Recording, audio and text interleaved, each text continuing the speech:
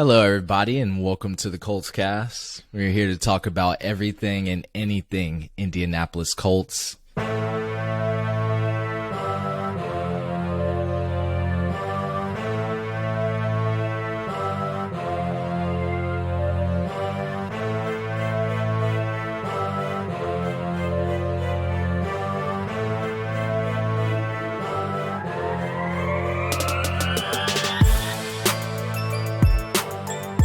My name is Eric Smith, co-host of the Colts cast. Alongside me, as always, I have co-host Jamal Lawrence here. Yo, what up, Colts Nation? Ooh, it was a long day today. Jamal, I don't know where you want to get started. I just know the curse continued in Jacksonville. We got shut out by the Jaguars. 24-0. Why am I even laughing? I mean, they just stunted on us. Where do we go from here? Who's to blame? Hey. Just start it off. Top of the food chain. We're taking it straight to the top of the horseshoe we got back there. You know where we're going. Jim Irsay. My man, Jim Irsay. Listen, a man of the people. He loves the team. Loves everybody. He is the dad, the father, everything that this team encompasses. But when I watch videos of him standing outside the stadium, signing balls at the end of the game, getting massacred 24-0, that's not what I'm looking for. I like the fan engagement. I like that you want to show, that you're a good guy. That's what you're here for them. But man, you need to be getting busy in the room, figuring out who we getting rid of, because you giving me that signed football is an awesome keepsake. But I'm more concerned with next week's win, because right now we 0-1-1, and that doesn't work like that. So this plane ride back home, you got a lot to think about. Same way it happened last year, where it was a bad plane ride home. Once they got back to Indianapolis, Irsay called that immediate meeting, pulled Ballard and Reich in the room. That better be already happening. Like, he better make it known, text him or something, be like, as soon as we touch down in Indy, y'all know where to find me. Come to the stadium. Come to my office, because we can't do it. So now we're going to bump down to Chris Ballard. Chris Ballard, I mean, all summer long, not worried about the receivers, not worried about our groups. We look good. I'm not worried about anything. But, dog, you got to be worried now, because I don't know if we watched the same game, but for the second week in a row, I mean, subpar game. Our receivers weren't out there doing what they needed to do. Everyone just looked bad. Offensive line looked bad.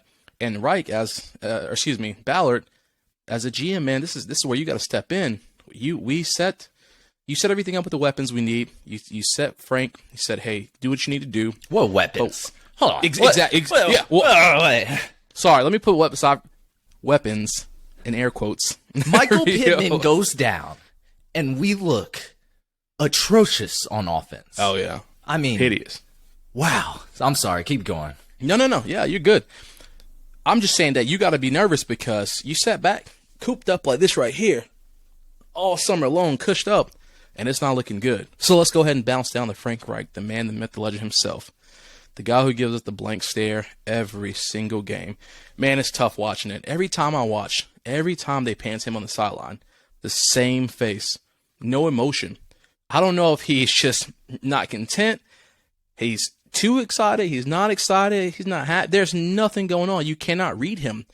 And his facial expression is exactly how our play is. Stale and content. Man, it's just terrible. It's terrible. When we look at what we had out there today, first off, we were 3-point favorites, 3.5 before Pittman got injured. I mean, we were supposed to come out there, bounce back after this tie we had with Houston, 1-0 mentality, and I saw nothing. Lackluster from the top down. When you as a coach is not hype, or you're not hype and excited to be out there, how do you expect your players to be hype and excited? Just everything about it just looked off, just like it did last year. Off, like we weren't supposed to be there. We were the clowns rolling into town this time for the fifth time now? We're 0-5 down there. It's crazy. I don't know. So I just wanted to talk about our leadership first. You can go ahead and throw something in there if you have anything, but man, I just had to get off my chest. Jamal, man. I mean, but they are who we thought they were. And we let them off the hook. Let them off the hook. Come on, man. This was, oh my God. I wanted to switch teams after this. It was hard to say. We had such high expectations coming into the season. Like, you got to think about it. We were like minus 170 for making the playoffs this season. That has to be positive by now. I mean, we looked god awful. I don't know if there was a bright spot anywhere. I don't really think I can blame Jonathan Taylor. He tried to put the team on his back when he got some carries in the second half. I saw that, but wow, defense giving up way too many easy passes. We had no pressure on Trevor Lawrence. This Gus Bradley defense just doesn't look right. A lot of people missing their tackles one-on-one. I mean, that's when they were getting those yards after the catch, is because, you know, we're doing man coverage or something, and our players, they can't make that initial solo tackle. They just couldn't. They couldn't beat them one-on-one. Our offensive line, my goodness. Jesus Christ. They were getting, oh my God. We pay all this big money, like I was talking about last episode. Braden Smith makes what, $17.5 million a year. Quentin Nelson just got paid this big contract extension. It doesn't look like the offensive line we paid premium for. We have a lot of big money players who didn't step up. Where was DeForest Buckner in this? I didn't really see him step up. Kwity Paye, I didn't see much from him. Grover Stewart, our D-line was pretty absent. Our linebackers, I'll say EJ Speed. He made some big plays. I think he had 2 tackles for losses. He was out there, and I saw him get beat in coverage. Stephon Gilmore, thought he had next up. Man. But okay, so Stephon Gilmore was okay. You know, not too terrible, but can we talk about Kenny Moore? I was going to wonder if you're going to address the elephant, because I was going to bring it up if you didn't. I'm pretty sure Doug Peterson on the sidelines were just like, yo, target Kenny Moore.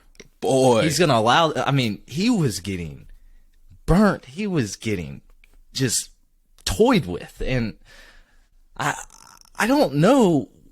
We come home to the Chiefs next week. What do we do, Jamal? What do we do? That's a great question, man. I honestly don't know. I mean, like you said, Kenny Moore, this is supposed to be his contract year. He's supposed to come out demanding money all off season, but now we come out into the real season, and I'm like, dog, you can't get what you're not worth. Like, you got to be out there grinding. And like you said, going into the Chiefs, I didn't even tell you this yet, man, but I already got my tickets to the Chiefs game, but I am sick to my stomach now. I am sick. Oh man. Colts Nation, listen, I'm going to be coming from y'all live next week at the game, so I'm excited to show y'all some pictures and videos and stuff like that, because I got my good seats, so we're excited for that. But, dog, I am not excited, not one bit excited for the game, because I don't know what's going to happen. Honestly, when watching this game, especially on the defensive side, I said to myself, I don't know, as much as we really need Shaq back, I don't know how much more he'll be able to come into the game and do, because one person, I know he is a playmaker, dominant guy on our team, but he cannot motivate 10 other players to play to their highest potential. And again, I don't know if it's Gus Bradley's scheme or what, but one guy is not going to get it done. So as excited I am to be in Lucas Oil, weather's going to be great, possibly the roof will be open, yada, yada, yada, go on for days and days. I am not excited to watch this game, because it's going to be tough to watch this in person, just play after play after play, when we're not utilizing the weapons we have. I want to say, so you talk about defensive scheme. I saw, Gus Bradley loves the cover 2 scheme. So when we do 2 high safeties, it seemed like they were just attacking the middle. Like Doug Peterson was out coaching. That coaching staff was out coaching us by a mile, because whatever we ran, cover 2, boom, shoot the middle. Oh, you're gonna play man? Oh, we're gonna kill Kenny Moore. Yep. Every time. We were giving up so many easy passes. We're talking about those 6-7 yard passes. Boom. Trevor Lawrence was perfect for like the first quarter. I think the second almost too. Yep, 8 of 8 first quarter. Yeah, they went up 21-0 on it. It was, oh my goodness. And I just don't think, like, even Matt Ryan, like, I know our offensive line looked really bad. Matt Ryan, he didn't look too great either. Just, he had that one bad interception where he lofted the ball up in the first quarter. Off his back foot, just lofted in there, Way too high. Safety just came by and picked that off. And then, his mobility in the pocket, we don't ever say Matt Ryan's a scrambling quarterback. But, I think that's going to be one of the limiting factors on him is his mobility because, yes, the pocket was collapsing at times. But, I think there was just sometimes as you insert another quarterback, they are able to escape. They are able to extend the play. It made me think that I don't know if Matt Ryan's going to be it. What is he, 37 years old now? Yeah. It's kind of scaring me.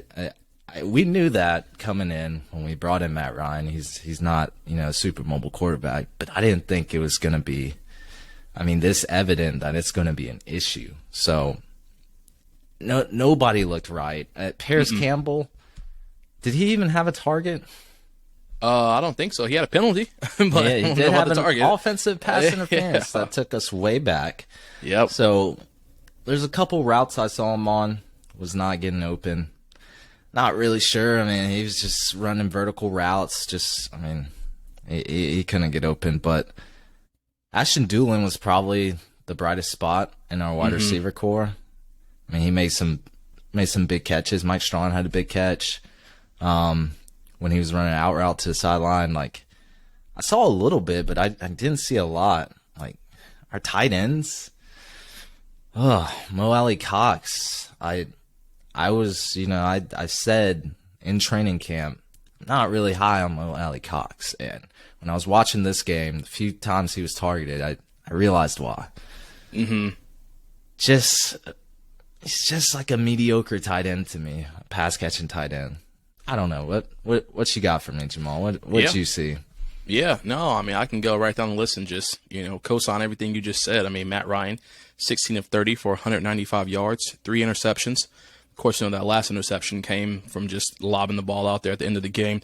But going back to what you just first, his rating is 34, Jesus Christ.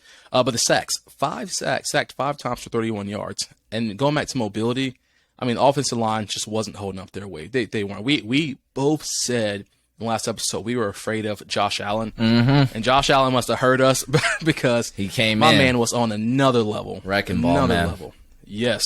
Just causing havoc throughout the entire thing. 3 tackles, 2 sacks, 1 tackle for a loss, 2 hits on Matty Ice. It was just all around bad. And the O-line just looked incompetent from every aspect of it. Matt Pryor getting blown up multiple plays, then getting penalties. And that's how you know he was scared. That's a telltale sign, especially for a left tackle. When you've gotten beaten multiple times in the game, that's when you start making those mental mistakes like a false start because you know the snap count, you know what's going on. But my man had, he's just honestly probably scared of what was going on. He didn't want to get beat again, so he tried to jump left the gun. tackle issues, man. Yeah, exactly. I don't even think Bernard Raymond had a great game either. No. Yeah, did any lineman have a great game? No, nobody had a great game, and it showed even when they were trying to give the ball to JT. I liked the approach we took last week with Texans where we came off the ball just gunning it with JT straight off the bat, letting everybody know what's going on.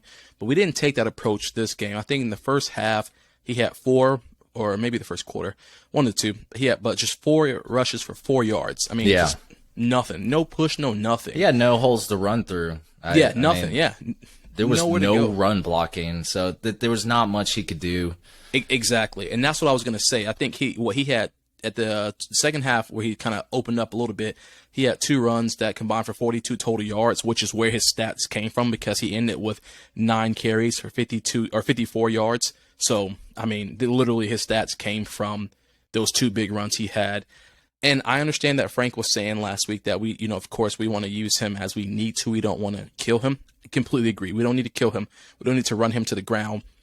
But if we're going to play this game of trying to make defenses stay honest and trying to make a defensive coordinator stay honest and true to not stack in the box, then we got to utilize him better. Because what's worse than once the defense has that confidence of they know that the offensive line is playing like crap, so they're just going to keep blitzing Matt Ryan, and Matt Ryan has no mobility at all. we're in trouble. I mean, we saw what happened every time he couldn't get out of the pocket. He just fell back and just got smoked. But those times where he was able to get the ball out to Nyheim on the screens or on those quick little bubbles, something like that, those look good. So if that means we got to spend more time on the checkdowns, then that's what we got to do. If the O-line isn't getting it, stop going under center. Throw the play action out the window. Go in shotgun. We don't need to risk Matt turning his back to the defensive line to then turn around and get hit as soon as he looks up. So don't do any more play action. Stay back. Do draws if we have to. Do a counter from the shotgun. Don't matter. You can figure out something for what you need to do, but we don't necessarily have to keep staying under center like that, especially if we're not going to make the defense stay true. We were very committed to the pass game today, and it showed. And again, I know that the offensive line didn't have the best day, so they actually had a terrible day. I'm not even going to say they didn't have the best day. They had a shitty, terrible day. I understand that, but we also have to make sure that we are trying our best to plan for what the defense is coming for. I don't know. I don't know whether Doug Peterson just got under Frank's skin or, got into his mind, because I know obviously they had the tenure together while they were in Philly. But the way I was looking at this, man, I said, I know who was the play caller on there in Philly. It damn sure wasn't Frank Reich. Because, Doug was out there scheming. He was scheming on everybody. And it just looked horrific for us. But yeah, wide receiving core, I didn't really like it. Like you said, Ashton Doolin, he, had probably the best day for us, the most catches. But it was so lackluster. Matt Ryan looked lost. He didn't look comfortable. It was just, I feel like his vision wasn't really there. I hate to just go down a rabbit hole of just straight negative, but there was nothing, to me, like there was just nothing positive coming out of that offense. Yeah, I tweeted, I think it was at halftime, I said, why are we not feeding Jonathan Taylor the ball? I don't care we're down 3 touchdowns. We have the arguably best running back in the league, which I thought we had a top 10 run blocking unit, but that kind of changed in the second half. They got it together. They had some holes for him. But I asked myself, Jonathan Taylor had 9 carries this game. 9 carries, even though we were down, the game ended 24-0. Still, why were we not feeding Jonathan Taylor the ball more? I mean, he has single-digit carries? No, come on, man. I can't respect that. I think we try to get too cute with a wide receiver core that's unproven. Let's just give it to our best player on offense. Nyheim Hines, I liked what you talked about him. He had 5 targets, 4 catches for 37 yards. I liked how they were feeding him at the very beginning of the game, which I was liking. Because he was running out the slot. He was catching passes out the backfield on those routes out. But, not much use for him after. He only had 1 carry for 0 yards. Then my other things, we made Trevor Lawrence look like a god. Boy, I thought he was back at Clemson. Yeah, he looked like that top prospect ever since, Andrew Luck, one of the best prospects since him. He looked like that type of player out there against us. 25 for 30, 235 yards, 2 touchdowns. He looked really good. I can't lie. He was solid. He was confident. Every time he rolled out, he was making perfect passes to his receivers.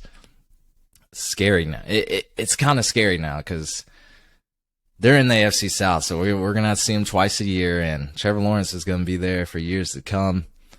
Their running game was kind of weak. Besides that, James Robinson, 37-yard plus, I think, carry for a touchdown, which that shouldn't have happened. But, yeah, their receivers had a field day with us.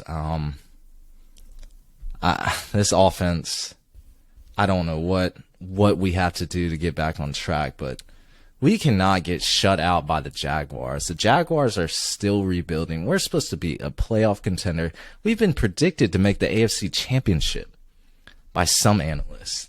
That is in the shithole now. Absolutely.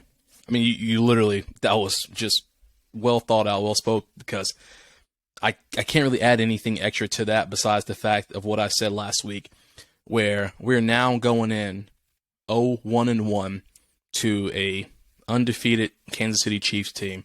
How are we gonna manage that? How are we an AFC Championship caliber team and we can't get past these teams, a rebuilding team. And this right here just goes back to what I've said all offseason, where you have to have that aggressiveness. Doug Peterson said he came to Jacksonville because he liked Trevor Lawrence. He liked the young guys who were there. And this is a prime example of what a coach who puts that 110% every single day, and the players know what's expected of them. This is the difference, because you look at what them last year with Urban Meyer. Nothing. Oh, Trevor Lawrence, what's going on with him? Oh, he's not good. XYZ. Then it finally fell. Oh, well, Urban Meyer's may be the problem. Well, now we look at Trevor Lawrence this year so far, where he has Doug on his side. I mean, just a complete 180 of what we've seen from last year. So not to toot their horn anymore, but I guess my point is they have a coach who's in there, who's wanting to build that culture around success. Not around, well, this is just a stepping stone. I think Frank Reich, I don't want to quote exactly what he said because I don't want to get incorrectly, but essentially what he said is that he can see the problems. We just need to fine tune those and we can get back on track. There is no getting back on track. And so I hate when I read people saying, this is only game 2. We still have an entire season. But what people are forgetting, these are divisional games. Eric, what is the easiest way to get to the playoffs? Win your division. Win your division. So how are we going to get to the playoffs? We can't even win our division. That is 6 out of our 17 games. I mean, we're done. We're done if you don't do that. So I just cannot keep riding the gravy train, which I guess I shouldn't say I cannot keep, because I've been off of it for a long time, of we just need to let it pan out to how it's supposed to. We need to worry about next week. No, because we saw what happened. We didn't even practice on Friday. I don't know what the reason was why we didn't practice, but after getting beat down like that, we better be out there Monday through. We better be out there tonight. They better have a film session tonight in Indy, and on Friday, you better be at the stadium early for a full day's of practice Friday. Saturday, you better have another film session. Sunday, everybody better be rolling in at 8 a.m. because there is no reason why we are taking this lackluster approach, this 1-0 mentality, and still in the same exact boat as we were last year when it comes to playing these Jaguars, man. I cannot continue to listen to Frank Reich come with this soft approach of how, we just have to turn this around, we have to turn that around. Jim Irsay, you know what you got to do, man. You had the conversation last year. Ballard's eating his words now for how good all of our players were, how we don't need a veteran receiver. We don't need this. We don't need that. We have all of our weapons that we need right here. We don't need other veteran linemen. No, hell no. No, dog. I'm tired of lollygagging around with that stuff. And I'm tired of seeing people who are saying, it's just a phase. This ain't no phase. How long is it? Is it a 5-year phase? I mean, what's our plan? We've been saying for years, it's a quarterback. It's the quarterback issue. It's the quarterback issue. It's the quarterback issue. It ain't the quarterback issue. It's not. Carson Wentz played a decent game last week, played a decent game this week. They beat the Jaguars last week, didn't they? I believe it was. They beat the Jaguars. Did they? Let's make sure. I think they barely beat them. I just want to make sure real quick. Versus Jaguars. Before I eat my words on that. I think they did. Yeah, they did. Yeah, 28-22. My point is that we know what we saw last year with Carson out there. We know how much blame he got. But all I'm saying is I know Matt Ryan's older, but this is just reminiscence of where I don't know. Well, I do know. It's far past the players at this point, man. It's the coaching. That's the issue. Players still have to play to their full ability, but coaches have to coach. That's what you're getting paid to do. You got to come out and do your job every single day. And having this weak, lackluster mentality of, we'll get there eventually. We're still climbing the mountain.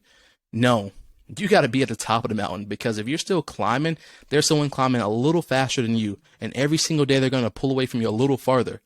And right now, the AFC South is pulling away from us a little farther. And we're going to be in trouble.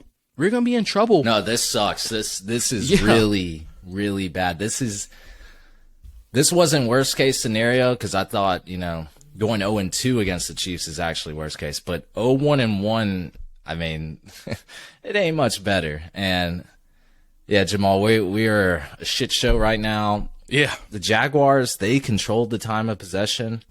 Oh my God. 38 minutes and 15 seconds versus our 21 minutes and 45 seconds. Yikes.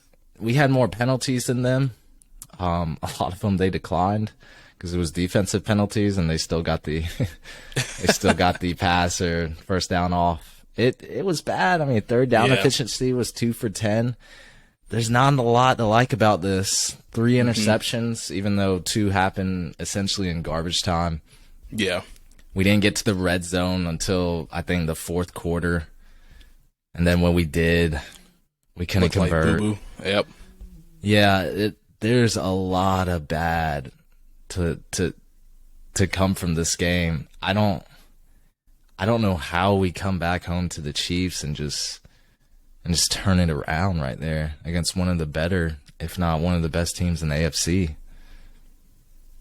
Josh, I don't know either. I like to think that with this, the players will come out with a different mentality because they've probably. I hope the players have thought that these past 2 games are going to be easy games to start off, and they knew they were kind of getting ready for the Chiefs. They'll come out hard. But honestly, man, at this point, the way it looks, we're just getting exposed across the field. And if I was any other team coming to town, i.e. the Chiefs, I wouldn't even be worried. I'd be like, this is going to be a cush game for us. Like, we can try different plays out. We can do different schemes. Because if we get down, it's going to be easy to come back. Because us as the Colts now I'm speaking on, we are so inconsistent that, I mean, how can we prove ourselves? How can we sit here and make ourselves look any better or make anybody, fear us when for 2 weeks now we have scored a total of 23 points. 23 points. But realistically, because we had 17 points in the third quarter or the fourth quarter of last week. So besides the fourth quarter, we have scored 3 points in 7 quarters. Bro, that's not good. That's terrible. Absolutely not. And so we just, Chase McLaughlin just got activated to the active roster. Didn't even get his chance to show his leg. We don't even know what he's about. I mean, didn't get an extra point attempt, didn't get a field goal attempt. Nothing. I mean, wow. Nothing. So I asked this, Jamal, should we just blow it all up right now? 0-1-1. Should we overreact? Is it overreacting to say tank for Stroud? No. Tank for because I don't know what to do because this is not the scenario I thought we would be in. I love that idea. I think we should just go ahead at this point and tank because we know you already gave up. Yeah, but because I'm going to tell you what's going to happen. I'm going to tell you because this is classic Colts. What's going to happen? We're going to play mediocre for the rest of the year, scoot out a couple wins that we probably shouldn't, but we will. And we're going to end the season 8-7, or I guess 8-9, 9-8, something like that. We're going to get a mid first round pick. I think I will have to read the full stipulations of the Carson Wentz trade before I determine exactly what we get for the first round. But my point is all of our other picks are going to be like mid round picks instead of us having a lower one. So we're not going to be able to trade down because we're not going to have anything to trade down. So yes, at this point we do need to tank because I'm going to tell you right now, you think the Jaguars play good right in this second game of the season and they're not going to be better when we play them later on this season? That's a lie. The Texans, I mean, I like to think that they probably won't get too much better, but we play them, I think, our last game, so hopefully they don't get any better. But the Titans, I like to think that with the 2 games we got against them, we may get lucky and get one of those. Don't know at this rate. I mean, because technically we're realistically speaking, we're going to be looking at going into with the Titans coming in. We're going to be 0-2-1. I would like to be 1-1-1, but I'm not going to lie, Colts Nation. We got the Chiefs coming to town, so I like to think that we're probably going to be 0-2-1 with the Titans coming into town. Not a good look. So we probably will lose this first one against them. Hope not, but we probably will lose this first one against them, and hopefully we can get a second one. So yes, Eric, looking at a schedule, we could start off 0-3-1. Out of a 17-game season, we need to be thinking about tanking. God. Look, I want to see what we can do against the Chiefs, but yeah, if we go 0-2-1, my goodness, I'll be looking at some 2023 mock drafts. Got to see which quarterbacks are on deck because exactly. I think it's time to bring in a franchise quarterback, prospect, talent, whatever. We need something. Unless we're gonna try to believe in Sam Ehlinger. I don't know what we need to do at this point. I'm in a disarray. It was absolutely disgusting watching that game. I thought we could make a comeback like we did against the Texans when we were down, 20-point deficit or something. Mm-hmm. I thought we had it in us for a little bit, but it looked really bad out there. I don't know what to do. I thought when I was coming on this podcast today, I was going to talk about we were going to be 1-0-1. We were going to be undefeated with a tie, and we were coming home and talk about what we need to do to beat the Chiefs. Exactly. Now we're talking about Frank Reich is absolutely on the hot seat. Ballard could be on there too because he said our wide receiver group is fine. A-okay. We're great, and obviously it's not really the case. Desmond Patman had a drop that was really, really bad. That could have been an instant first down. Paris Campbell is a non-factor, and he was a second-round pick. Been injured. Like he's not getting injured now, but he's not doing anything when he's on the field. In the absence of Michael Pittman and Alec Pierce, that doesn't make any sense to me. So either Matt Ryan's not looking to him at all, which I know that's not the case, or two, he's not generating separation like he needs to be. He's not running his routes right. He's just not great, or they're just not scheming for him. I don't know at this point. I can't wait to go watch some film. Go just break this full game back down. I want to see everything, but then I also don't want to see all the bad things we did. So, yeah. I tell you what, I don't know the one thing I want to see our O-line work on, especially and I mean this for the rest of the season, not just next week, because it's going to happen the rest of the season. But these schemes and the stunts that these linebackers are doing and that these defensive ends are doing, it's just, I mean, I don't know what it is, but it is blowing our offensive line's mind apart. What did we say last year?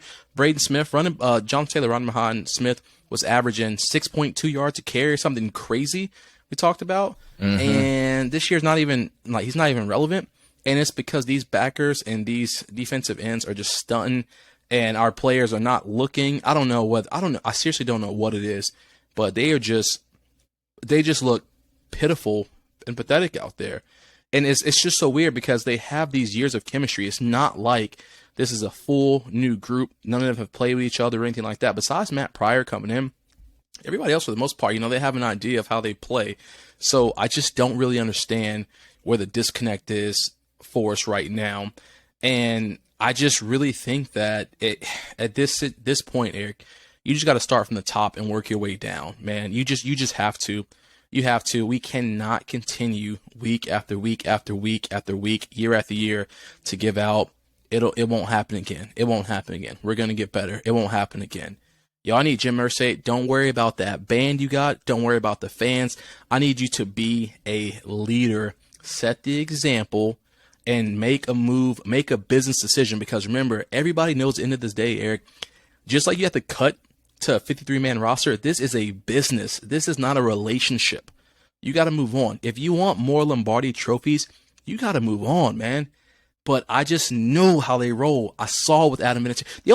The only player in Colts history I can think of that they just said, all right, you out, was Peyton. The best quarterback that ever stepped foot on the franchise. Neck injury? Nah, yeah.